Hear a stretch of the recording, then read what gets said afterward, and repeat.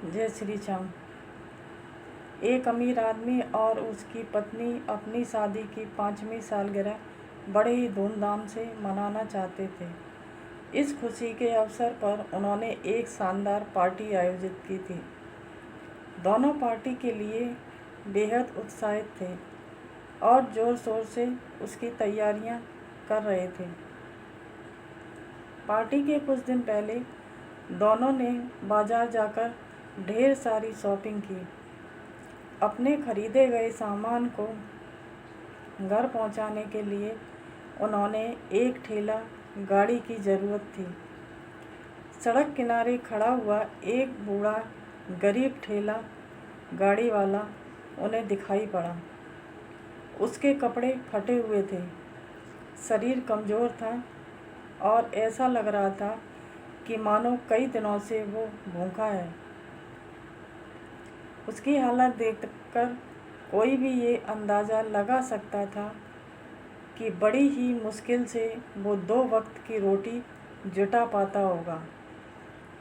अमीर आदमी ने उस बूढ़े ठेला गाड़ी वाले से सामान घर पहुंचाने की बात करते हुए पैसों के बारे में पूछा, तो उसने बाजार की दर से बहुत ही कम पैसे बताए। लेकिन फिर भी अमीर आदमी मोल भाव करने लगा और कुछ देर मोल भाव करने के बाद उसने बहुत ही कम कीमत पर ठेला गाड़ी वाले को राज़ी कर लिया। गरीबी बस बूढ़ा व्यक्ति कम पैसों में भी सामान पहुंचाने के लिए मान गया।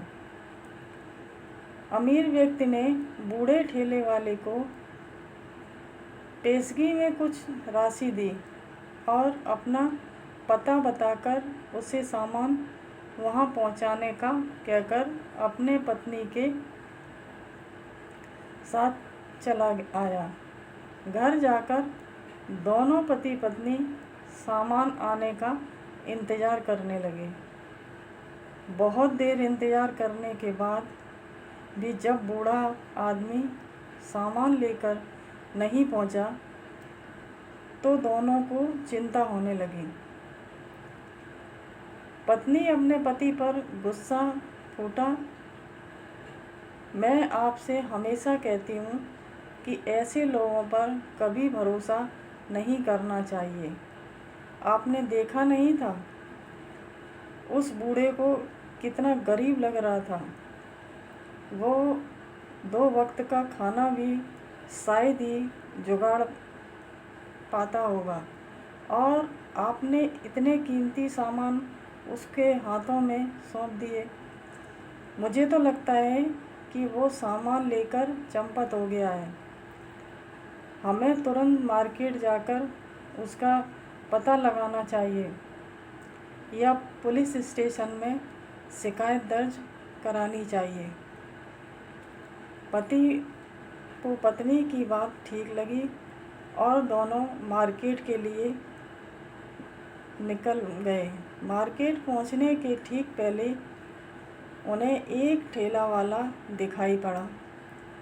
ध्यान से देखने पर उन्हें अपना ही सामान उसके ठेले पर लदा हुआ दिखाई दिया। वे तुरंत उस ठेला गाड़ी वाले के पास पहुंचे और उसे रोक लिया। अमीर व्यक्ति की पत्नी पहले से ही गुस्से से भरी हुई थी। वो सोचने समझने का मौका दिए बगैर ही उस ठेले वाले पर चिल्लाने लगी, ये हमारा सामान लेकर कहाँ जा रहे हो और वो बूढ़ा चोर कहाँ है? हमने उस पर इतना भरोसा करके अपना कीमती सामान घर पहुंचाने के लिए उसे दिया और उसने हमारा सामान चोरी कर लिया। अब तुम्हारे साथ मिलकर वो उसे बेच रहा है। मैं अभी पुलिस को कॉल करती हूँ। जेल की चक्की पीसोगे तुम लोग। इतनी खरी खोटी सुनने के बाद उस ठेले वाले से रहा न गया और वो बोल पड़ा, मैडम, आप अमीर लोग हम गरीब लोगों को चोरी समझते हैं। क्या करें, आप लोगों की सोच ही ऐसी होती है। आप जिसे बूढ़े पर चोरी का इल्ज़ाम लगा रही हैं, वो कई दिनों से भूखा था। उसका शरीर कमज़ोर हो चुका था। उसकी बूढ़ी हड्डियां उसका इतना साथ नहीं दे पाईं कि वो आपका सामान आपके घर पहुंचा पाता।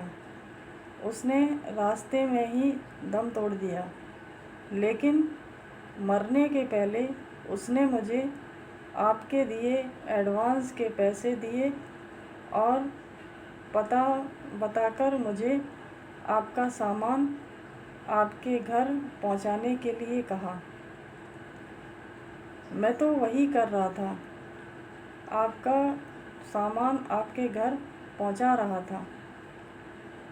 मैडम, हम लोग गरीब ज़रूर हैं पर चोर नहीं।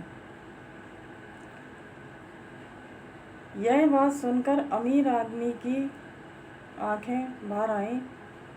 उनकी पत्नी इतनी शर्मसार हुई कि उसकी हिम्मत नहीं हुई कि वह उस ठेले वाले से या अपने पति से आंखें मिला पाए।